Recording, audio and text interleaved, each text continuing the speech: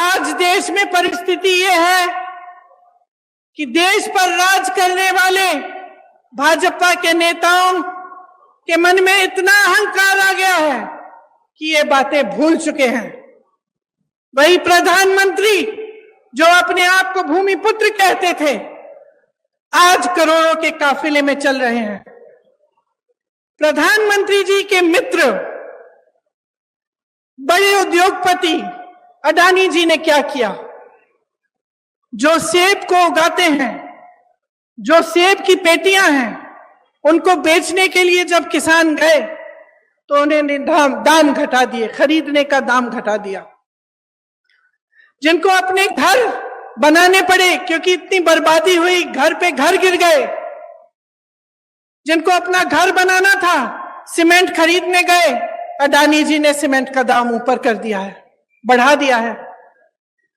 और इनके पीछे कौन है? इनके पीछे हमारे प्रधानमंत्री हैं, जिन्होंने इस देश की पूरी संपत्ति अपने उद्योगपति मित्रों को दे दी। अब इस देश की संपत्ति किसकी संपत्ति थी? आप ही की संपत्ति थी। और जब इसको देने का समय आता है तो ये केंद्र की सरकार क्यों कहती है कि हमारे पास पैसे नहीं है? क्योंकि इनके जो बड़े बड़े उद्योगपति मित्र हैं, उनके हजारों करोड़ों के जो लोन हैं वो ये माफ कर रहे हैं, उनसे कुछ नहीं लेते। और यहां आपका पेंशन छीना जा रहा है, आपके रोजगार छीने जा रहे हैं। भाजपा ने 8 सालों में जो सरकार चलाई है इस देश में, उसने आपके हक को बार बार खत्म किया है। जिन बड़े बड़े उद्योगों से आपको रोजगार मिलता था, उन्हें चुपचाप से एक के बाद एक अपने बड़े बड़े उद्योगपति मित्रों को सौंप दिया। आप देख रहे हैं देश लाइव, देश की आवाज।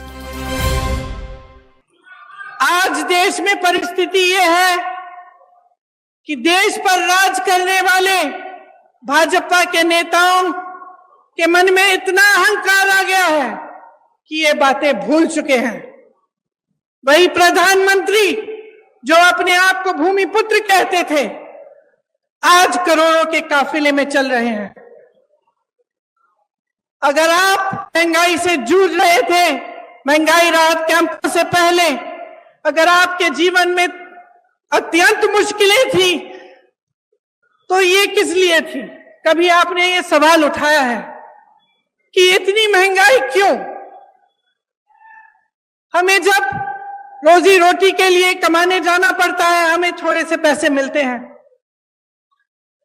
हम जब दुकान जाते हैं कुछ खरीदने के लिए, मन में शायद बात होगी आपकी मेरी बहनें कि आज मैं सब्जी बनाऊंगी, दाल बनाऊंगी, रोटी बनाऊंगी, तो आप इस आशा से जाती हैं दुकान की आपको दो चार चीजें खरीद के आएंगी।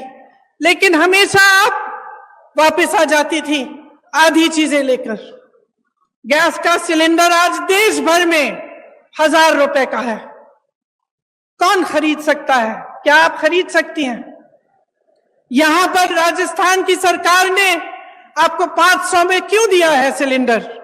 क्योंकि देश भर में जो महंगाई है उसकी भाजपा के नेताओं को कोई परवाह नहीं है। जब घर पर कोई बीमार पड़ जाता है, अस्पताल ले जाना पड़ता है, इलाज कराना पड़ता है, तो एक तो बीमारी का टेंशन होता है कि किस तरह से इलाज होगा, दूसरा हम कितने पैसे लगेंगे, तीसरा कि हम कमाएंगे कैसे इनका इलाज कराने के लिए। इसी तरह से कोई घर में एक कमरा बनाना हो, डर लगता है कि कितने का होगा, हमारे पास इतने पैसे हैं कि हम खर्च कर सकते हैं, बारिशें आ रही हैं, पानी चू रहा है ऊपर छत से, छत की मरम्मत करने के लिए आप 10 बार सोचते हैं कि करना चाहिए कि नहीं, हमारे पास शायद पैसे नहीं होंगे। ये नौबत क्यों आई है आज इस देश में कि प्रदेश की सरकारों को महंगाई राहत कैंप लगवाने पड़ रहे हैं? जब पूरे विश्व में तेल की बड़ी बड़ी कंपनियां खूब मुनाफा कमा रहे हैं और यहां भारत में भी, तो आपके लिए तेल इतना महंगा क्यों? आपने ये सवाल उठाया है। आपको ये सवाल उठाने पड़ेंगे कि ये सब जो आपको दिख रहा है इसमें असलियत क्या है।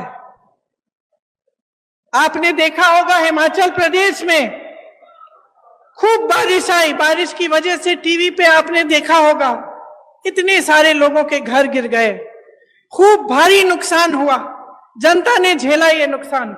हमारी सरकार ने प्रयास किया कि उनकी मदद हो, लेकिन प्रधानमंत्री जी के मित्र बड़े उद्योगपति अडानी जी ने क्या किया? जो सेब को उगाते हैं, जो सेब की पेटियां हैं, उनको बेचने के लिए जब किसान गए तो उन्होंने दाम घटा दिए, खरीदने का दाम घटा दिया। जिनको अपने घर बनाने पड़े क्योंकि इतनी बर्बादी हुई, घर पे घर गिर गए, जिनको अपना घर बनाना था सीमेंट खरीदने गए, अडानी जी ने सीमेंट का दाम ऊपर कर दिया है, बढ़ा दिया है। और इनके पीछे कौन है? इनके पीछे हमारे प्रधानमंत्री हैं, जिन्होंने इस देश की पूरी संपत्ति अपने उद्योगपति मित्रों को दे दी। अब इस देश की संपत्ति किसकी संपत्ति थी? आप ही की संपत्ति थी। ये मेरी बैठी बहनें जो बैठी हुई हैं, इनकी संपत्ति थी। आज अगर पुरानी पेंशन के लिए सरकारी कर्मचारी रो रहा है तो क्यों रो रहा है? क्या उसका हक नहीं था कि 20-25 साल नौकरी करने के बाद उसे पेंशन मिलता, उसे सुरक्षा मिलती अपनी जीवन की, अपने परिवार के लिए? क्यों छीना गया ये? और जब इसको देने का समय आता है तो ये केंद्र की सरकार क्यों कहती है कि हमारे पास पैसे नहीं है? क्योंकि इनके जो बड़े बड़े उद्योगपति मित्र हैं, उनके हजारों करोड़ों के जो लोन हैं वो ये माफ कर रहे हैं, उनसे कुछ नहीं लेते। और यहां आपका पेंशन छीना जा रहा है, आपके रोजगार छीने जा रहे हैं। यहाँ के कितने वीर नौजवान हमारी सरहद पे खड़े होकर हमारे देश की सुरक्षा को देखते हैं, अपनी जान देने के लिए तैयार होते हैं। और केंद्र की सरकार ने क्या किया? अग्निवीर स्कीम ले आए। अग्निवीर स्कीम ले आए कि 4 साल बाद आप घर जाइए, नौजवान ट्रेनिंग करेगा, काम करेगा।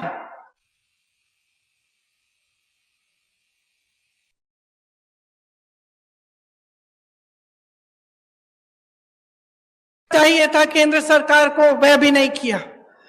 हर चीज के लिए उन्होंने अपने उद्योगपति मित्रों को आगे रखा और जो जनता है उसको पीछे रखा। आज ये स्थिति है कि 45 सालों में सबसे अधिकतम बेरोजगारी आज है हमारे देश में। जब आपके सामने चुनाव के लिए वोट मांगने आते हैं तो बड़ी बड़ी बातें करते हैं और अक्सर बीच में धर्म को ले आते हैं, जाति को ले आते हैं, अलग अलग बातों को ले आते हैं जिससे आपके जज्बात जुड़े हुए हैं। लेकिन बहनों और भाइयों, एक बात को पूरी तरह से आप समझ लीजिए, ये चुनाव किसी 2 राजनीतिक पार्टियों के दौड़ में कौन प्रथम आएगा उसका चुनाव नहीं है। ये चुनाव आपके भविष्य का चुनाव है। इसमें सबसे बड़ा सवाल ये है कि आपको आपका हक आपको कौन देने के लिए तैयार है। और मैं दावे के साथ कह सकती हूं कि भाजपा ने 8 सालों में जो सरकार चलाई है इस देश में, उसने आपके हक को बार बार खत्म किया है। जिन बड़े बड़े उद्योगों से आपको रोजगार मिलता था, उन्हें चुपचाप से एक के बाद एक अपने बड़े बड़े उद्योगपति मित्रों को सौंप दिया। आपके पेंशन कटवा दिए, आपकी सेना में भर्ती होने के चांस खत्म कर दिए, अग्निवीर ले आए, महंगाई बढ़ा दी और खुद इतने बड़े काफिलों में चल रहे हैं। रोज रोज आप टीवी चलाते हैं, आपको दिखता है रोज रोज, खास तौर से आजकल। आज सुबह तो मैंने देखा कि इनके G20 जब हो रहा था तो बारिश आई और सारा जितना भी वो जहां पे वो G20 की मीटिंग रख रहे हैं उसमें सारा पानी फैल गया है। मेरे मन में एक बात आई कि शायद जो हमारे देशवासी डर के मारे कह नहीं पा रहे हैं, भगवान ने कह दिया कि अपना अहंकार कम करो, अपना अहंकार कम करो। इस देश ने तुम्हें बनाया है, इस देश ने नेता बनाया है, इस देश को आगे रखो, इस देश की जनता को सर्वोपरि बनाओ।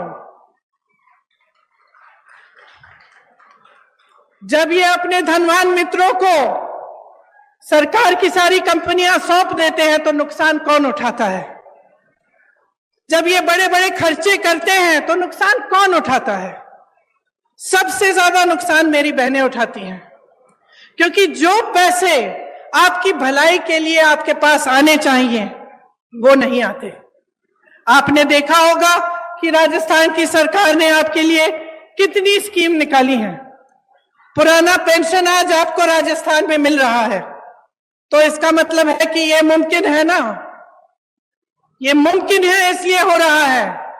आज जितनी भी स्कीमें हैं जिनके बारे में मुख्यमंत्री जी ने आपको बताया, जिनके बारे में यहां पे सारे बोर्ड लगे हुए हैं, कि चाहे वो इंदिरा रसोई हो जिसमें आपको 8 रुपए में पूरी थाली मिल रही है खाने की, चाहे वो चिरंजीवी योजना हो जिससे आपका इलाज मुफ्त में हो रहा है, चाहे महिलाओं के लिए मोबाइल का स्कीम हो जिससे नौजवान महिलाओं के लिए खास तौर से अच्छा है क्योंकि आप इस पर पढ़ाई कर सकते हैं, सब जानकारियां आपको इस पर मिल सकती हैं, और आपकी सुरक्षा के लिए भी अच्छा है कि कभी आप ऐसी स्थिति में हो तो आप घर फोन कर सकते हैं, किसी को बुला सकते हैं। तो ये सब स्कीमें कैसे हो रही हैं राजस्थान सरकार द्वारा? ये तभी हो रही हैं क्योंकि ये जो पैसे हैं सरकार के पास जो होते हैं ये आपके लिए होते हैं। जिस सरकार की नीयत सही होती है वो इस संपत्ति को आपकी भलाई के लिए खर्चती है, और एक ऐसी ही सरकार आज राजस्थान में कांग्रेस की सरकार, अशोक गहलोत जी की सरकार है।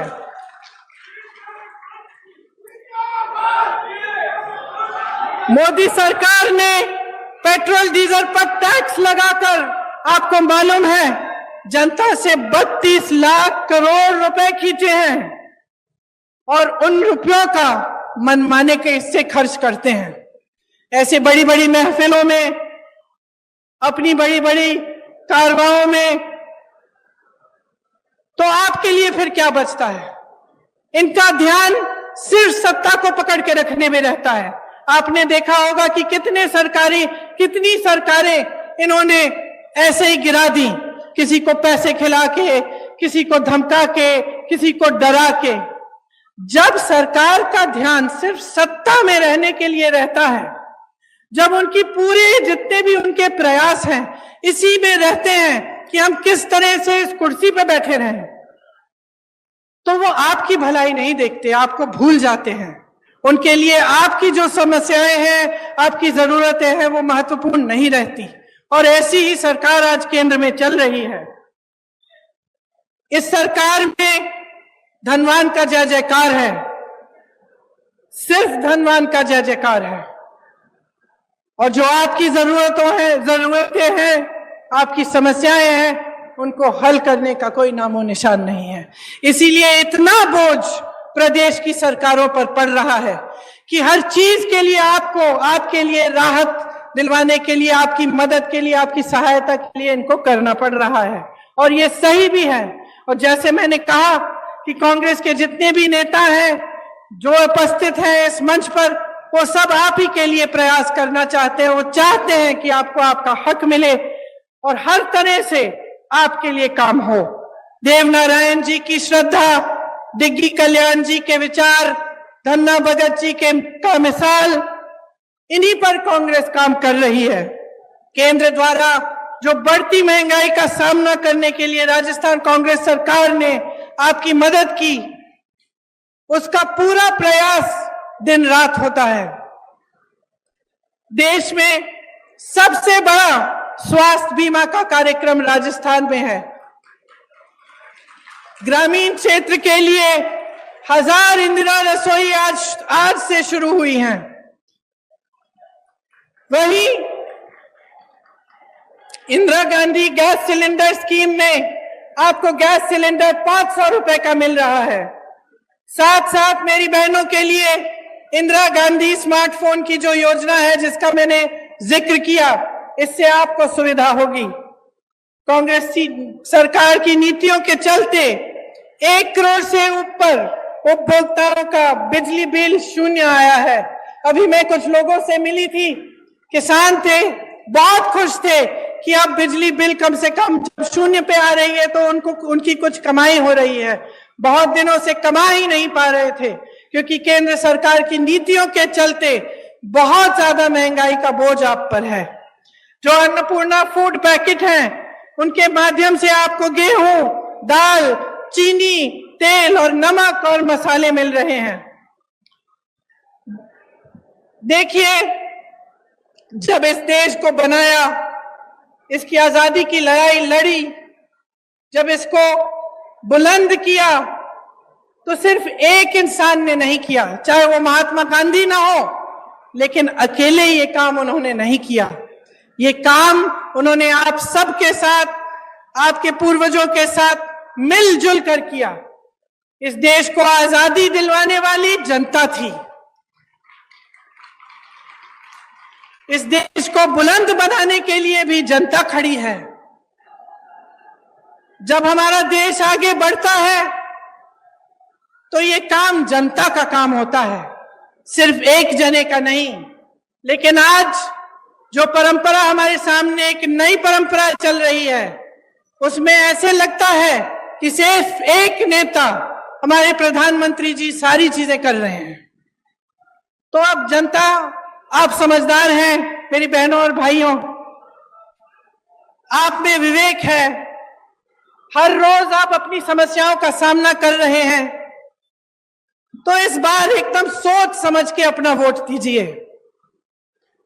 ये सब सवाल जो मैंने उठाए हैं, अपने मन में इनको रखिए कि इस देश को बनाने वाला कौन है? आप हैं। नेताओं को बनाने वाला कौन है? आप हैं।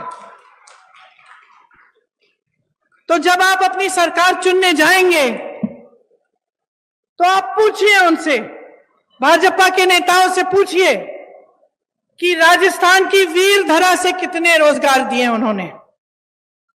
बताएं मोदी जी, राजस्थान में केंद्र की कितनी योजनाएं दी हैं उन्होंने। ईआरसीपी पर मौन क्यों है, जबकि उसके होने से इस पूरे इलाके की तरक्की हो जाती। वो बताएं कि जनहित में जब रेलवे प्रोजेक्ट जो हमारी सरकार ने बढ़ाए थे उन्हें रोका गया तो इसके पीछे उनकी क्या सोच थी। जब हमारी सरकार थी केंद्र में, तब जो पैसे केंद्र से आते थे वो 90% होते थे। योजना में जब योजना शुरू होती थी तो उसके अनुपात के लिए आज 50% आते हैं। ये कम क्यों किया, ये पूछिए। बहनों और भाइयों, मसला साफ है, चुनाव आ रहे हैं। आपको मालूम है हर 5 साल आते हैं, हर 5 साल एक नई सरकार आती है, आप उसे मौका देते हैं। काम करने का मौका होता है, दिखावा का मौका नहीं होता, झूठ बोलने का मौका नहीं होता, अपने लिए नेताओं को महलों और बड़े बड़े काफिलों का मौका बनाने का मौका नहीं होता। जो सरकार आती है उसे आपके लिए काम करने का मौका आप देते हैं। आपने देखा है कि अशोक गहलोत जी की सरकार, हमारी कांग्रेस की सरकार का ध्यान सिर्फ आपके विकास और आपको आगे बढ़ाने में गया है।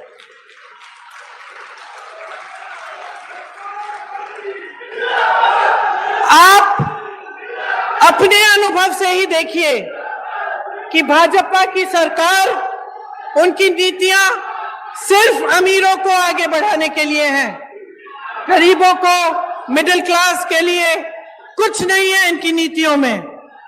मोदी जी विदेश जाते हैं, वापस आते हैं, कहते हैं कि बहुत हमारे देश का आगे बढ़ा है, हमारा देश, हमारा मान इतना बड़ा है। बाद में आपको पता चला कि वहां गए और उनके उद्योगपति मित्रों के लिए वो डील कराए आए हैं और बड़े बड़े उद्योगपतियों को खूब वहां से बिजनेस मिल रहा है। तो आप ही बताइए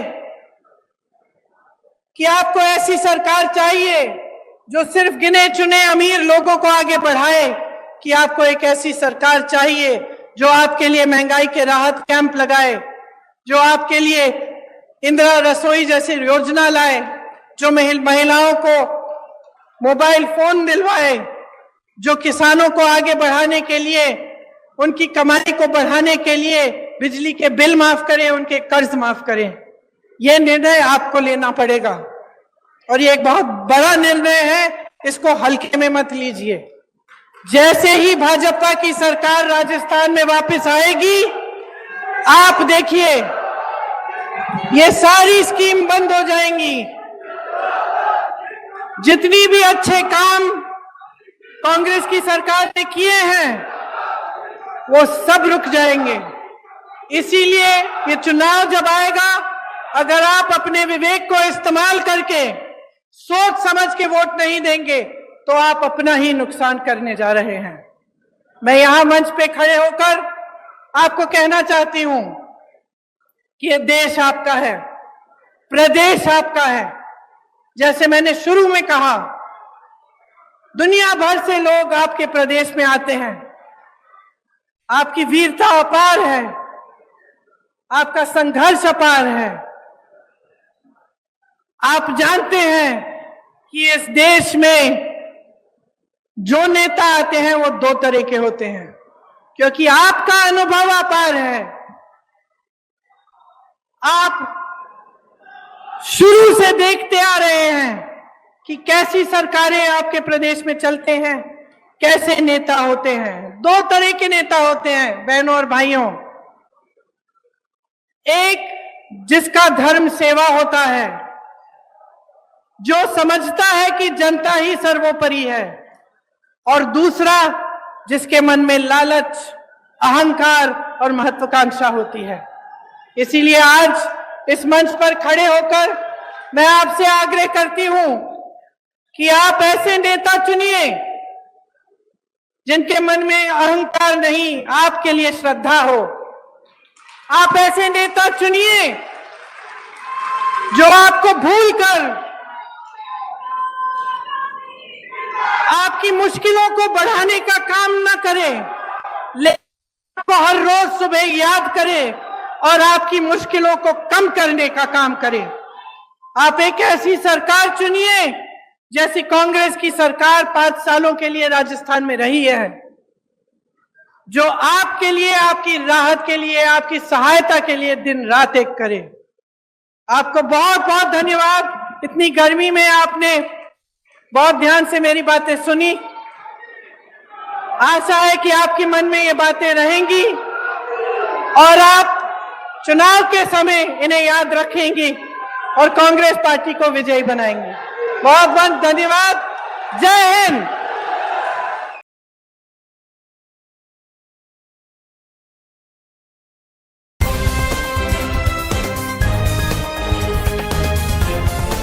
देश और दुनिया की तमाम छोटी और बड़ी खबरों के लिए हमारे चैनल को सब्सक्राइब करना न भूलें और बेल का बटन जरूर दबाएं।